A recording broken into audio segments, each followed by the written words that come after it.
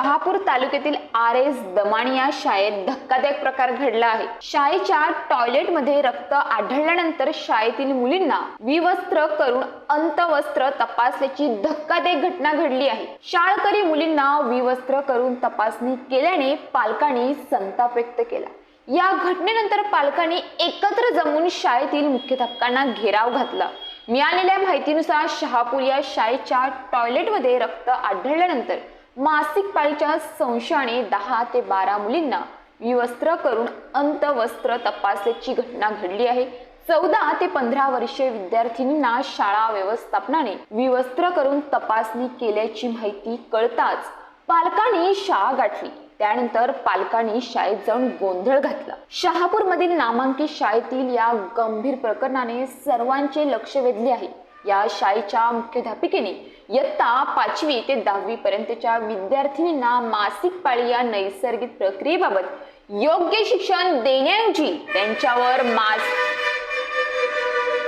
या शाळेच्या मुख्याध्यापिकेने इयत्ता 5वी ते 10वी पर्यंतच्या विद्यार्थिनींना मासिक पाळी या नैसर्गिक प्रक्रियेबाबत योग्य शिक्षण देण्याऐवजी त्यांच्यावर मानसिक दबाव टाकत असल्याचं समोर येत आहे। शाळेने 5वी ते 10वी इयत्ता शिकणाऱ्या विद्यार्थिनींसोबत अत्यंत खालची पातळी गाठली आहे। शाळेत विद्यार्थिनींना विवस्त्र केल्याचा लज्जास्पद प्रकार उघडकीस आल्याने खळबळ उडाली आहे।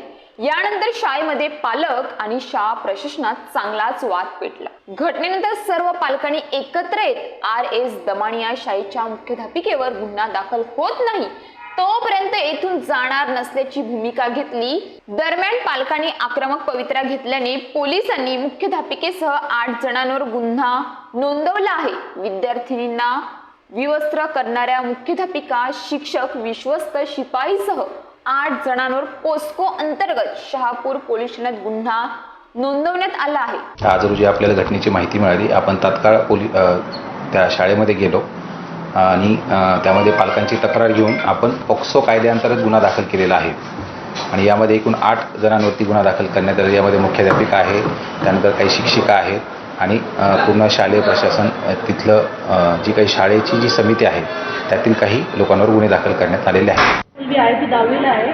ती घरी येऊन अर्धा तास रडली। नंतर तिने बेडरूमचा दरवाजा उघडला आणि बोलते, मम्मी आमच्याबरोबर खूप घाणेरडं झालंय शाळेत काहीतरी। मी तिला विचारलं काय झालंय ते सांग मला स्पष्ट। ती बोलते काय गरज नाही, तू शाळेत येऊ नको। ती एकदम घाबरली आणि मला पण शाळेत पाठवायची गरज नाही। तर आम्ही सगळ्यांनी पॅरेंट्सला फोन लावला, त्यांना विचारलं का शाळेत काय काय झालेलं आहे असं। तर ते आम्हाला बोलले का तुम्ही शाळेत या, आम्ही पण चाललोय शाळेत। आणि मग शाळेत तिथे जे आम्ही इथे येऊन बघितलं तर ती नकारच देते का मी असं केलेलं काही नाही। प्रत्येक मुलीनंतर मग त्या मावशी लोकांना सांगितलं की या सगळ्या मुलींच्या पॅन्ट चेक करा।